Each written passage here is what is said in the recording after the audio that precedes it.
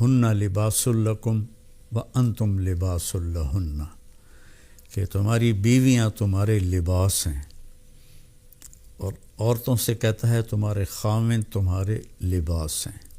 یہ تشبیہ پورے قرآن میں کسی رشتے کی اللہ نے نہیں دی جو خاوند اور بیوی کی اللہ تعالیٰ نے تشبیہ دی ہے کہ یہ تیرا لباس ہے، اور یہ بیوی کے لیے خاوند لباس ہے، خاوند کے لیے بیوی لباس ہے۔ اب آپ تھوڑا سا غور فرمائیں، کیا لباس کے بغیر ہم کہیں جا سکتے ہیں؟ یہ خاوند اور بیوی کا رشتہ کتنا ضروری ہے۔ ہمارے ہاں تو ہندی معاشرہ ہے، کسی کی بیوی فوت ہو جائے تو اس کو لڑکی نہیں ملتی، اور کسی کا خاوند فوت ہو جائے تو اس سے خاوند نہیں ملتا، کوئی بیوہ ہو جائے، مطلقہ ہو جائے، اس کا کوئی رشتہ نہیں پوچھتا، ایک آدھ بچہ ہو تو وہ بیچاری اسی کے ساتھ ہی گزار دیتی ہے، اس کا کوئی رشتہ مانگنے بھی نہیں آتا۔ میں چاٹ گیا تھا، وہاں میں نے معاشرت دیکھی کہ 8 بچوں کی ماں کو بھی طلاق ہو جائے تو عدت کے بعد فوراً اس کی شادی ہو جاتی ہے، اور جو خاوند ہوتا ہے وہ 8 بچوں کو سنبھال لیتا ہے۔ حالانکہ غریب ملک ہے بالکل، اور یہاں سب کچھ ہے، لیکن کہیں کبھی کسی بیوہ کی شادی ہو، اس کے ساتھ بچے ہو تو کہیں جی اسی بچہ نہیں لینا، اسی بچی نہیں لینی۔ اللہ کے واسطے یہ ہندی معاشرت چھوڑو، اپنے نبی والی معاشرت اپناؤ۔ پہلی شادی میرے نبی نے بیوہ عورت سے کی ہے، اور سب مطلقہ ہیں یا بیوہ ہیں، ایک کنواری حضرت عائشہ بس۔ تو لباس کے لیے کیا ہے، ہم کتنی احتیاط سے رکھتے ہیں، خاص طور پر عورتیں اپنے لباس کا کتنا خیال کرتی ہیں، کیسے وہ ایسے لٹکا کے رکھتی ہیں کہ اس کی کریز خراب نہ ہو۔ مرد اپنے لباس کا کیسے خیال کرتے ہیں کہ اس کو لٹکا کے رکھتے ہیں، کریز خراب نہ ہو، پھر جب پہن لیتے ہیں ایسے ویسے دیکھتے ہیں میں کیسا لگ رہا ہوں۔ تو آپ کو کتنا ہی غصہ آیا ہو، کبھی آپ نے اپنا گریبان پھاڑا ہے؟ آپ اگلے کا گریبان پکڑو گے اور تیری ایسی تیسی، اپنا نہیں پکڑو گے۔ تو اگر آپ اپنی بیوی کو بے عزت کر رہے ہیں تو آپ نے اپنا کرتا پھاڑ دیا ہے۔ کوئی آپ کو عقل مند کہے گا؟ آپ اتنی حفاظت کرتے ہیں کہ کھانا کھانے سے پہلے اوپر رومال بچھاتے ہیں، ہوٹلوں میں بھی ملتا ہے، اب گھروں میں بھی ہوتا ہے، کہ تاکہ کھانے کے کوئی ذرات یا سالن کا کوئی قطرہ وہ کرتے پر پڑ نہ جائے۔ اتنی احتیاط کرتے ہیں۔ اتنی سی احتیاط آپ کر لیں اپنی بیوی کی اور بیوی اپنے خاوند کی، کہ ایک دوسرے کو برداشت کر لیں۔ جو اللہ کی قسم کھا کے کہتا ہوں، ضد چھوڑنے میں اور جھک جانے میں ساری کامیابیاں اور عزتیں چھپی ہوئی ہیں۔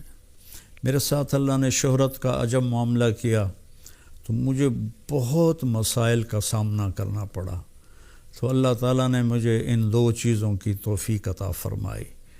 میں ضد کے آگے ہار مان جاتا تھا، پیچھے ہٹ جاتا تھا، اگلے کی پوری کر دیتا تھا، اور جتنا بھی مجھے اوپر کچھ ہوا میں سر نیچے جھکا کے رکھا۔ میں نے کبھی جواب نہیں دیا، کبھی ترکی بترکی جواب نہیں دیا، کبھی ضد کو ضد سے نہیں توڑا، اپنی ضد کو توڑ دیا اور اپنے آپ کو نیچے جھکا لیا۔ تو میرے مالک نے میرے اوپر کتنا کرم کیا، میں کیسے بیان کروں کہ میرے قیامت تک زندگی لے کر آؤں اور سجدے میں پڑا رہوں تو میں اللہ کی اس نعمت کا شکر ادا نہیں کر سکتا۔ آج میں آپ سے مخاطب ہوں اور اللہ میری بات کو پوری دنیا میں پھیلا رہا ہے۔ اللہ کے واسطے ضد چھوڑ دے، اگلے کی ضد مان لیں، حتیٰ کہ بچہ بھی ضد کرے نا تو اس کی ضد مان لیں۔ مائیں اس کی پٹائی شروع کر دیتی ہیں، وہیں سے نفرت کے بیج آپ ان کے اندر بو دیتے ہیں۔ ایک جگہ میں تھا تو خواتین جمع تھی تو کہنے لگی مولانا ہمارے بچے ہم سے ڈرتے نہیں۔ میں نے کہا تو کیا تم ڈائن ہو جو تمہارے بچے تم سے ڈریں؟ تم ماں بنو، تم یہ سوال کرو کہ ہمارے بچے ہم سے پیار کریں، کیا کیا جائے؟ یہ بھی کوئی سوال ہے کہ ہمارے بچے ہم سے ڈرتے نہیں؟ ڈرانا نہیں ہے، قریب کرنا ہے، تو جھک جاؤ، آپ کا گھر آباد ہو جائے گا۔ اللہ کی قسم کھا کے کہتا ہوں، آپ کے گھر میں خوشیاں رہیں گی۔ اگر آپ ضدوں پر رہیں گے تو پھر اپنے کپڑے پھاڑیں گے، تو اپنے کپڑے پھاڑنے والا یا پاگل ہوتا ہے یا بے عقل ہوتا ہے۔ تو ایک تو تشبیہ یہ ہے جس میں اللہ تعالیٰ نے ہمیں اتنا خوبصورت سمجھایا ہے کہ ہن لباس لکم وانتم لباس لہن۔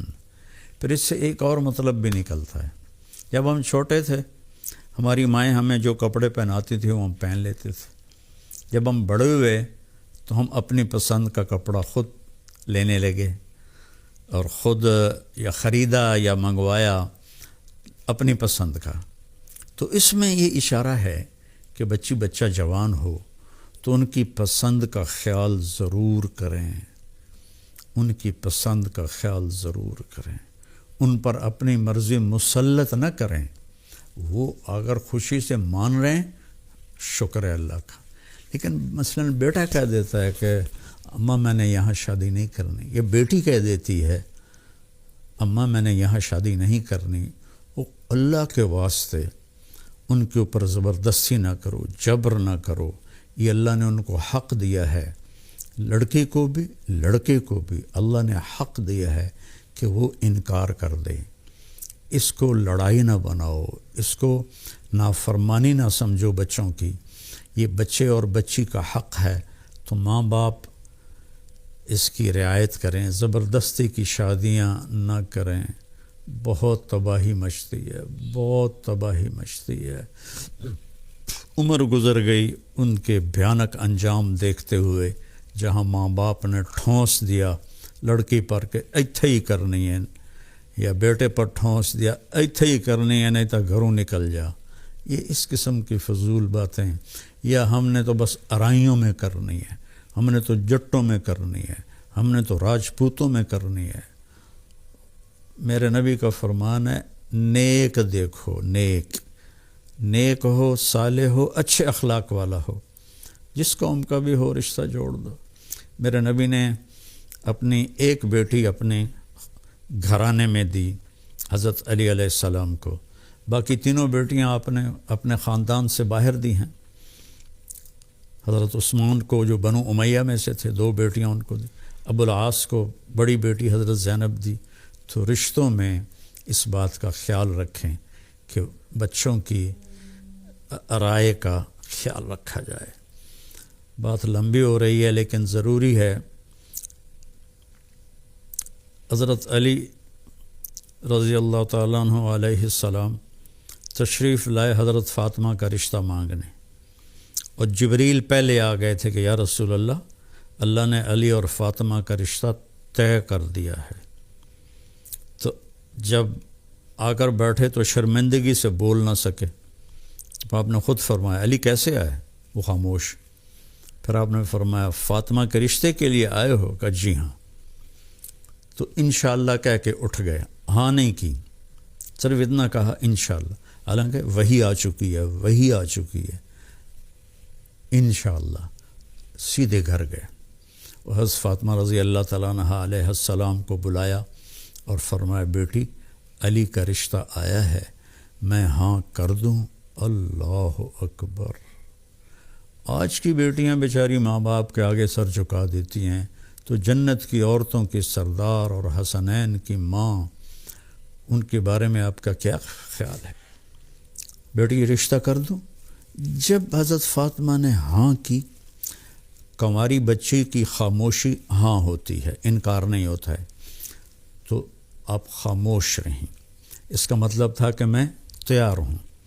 اب فوراً واپس گئے، علی لوگوں کو بلاؤ۔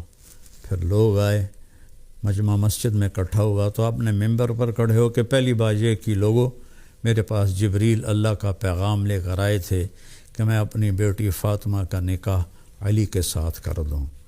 جب میرا نبی اتنا خیال کر رہا ہے ہم بھی خیال کیا کریں۔ اپنے پیٹ سے جنتے ہیں پھر ان پر وہ زیادتی کرتے ہیں، ساری زندگی سے سکتی رہتی ہے۔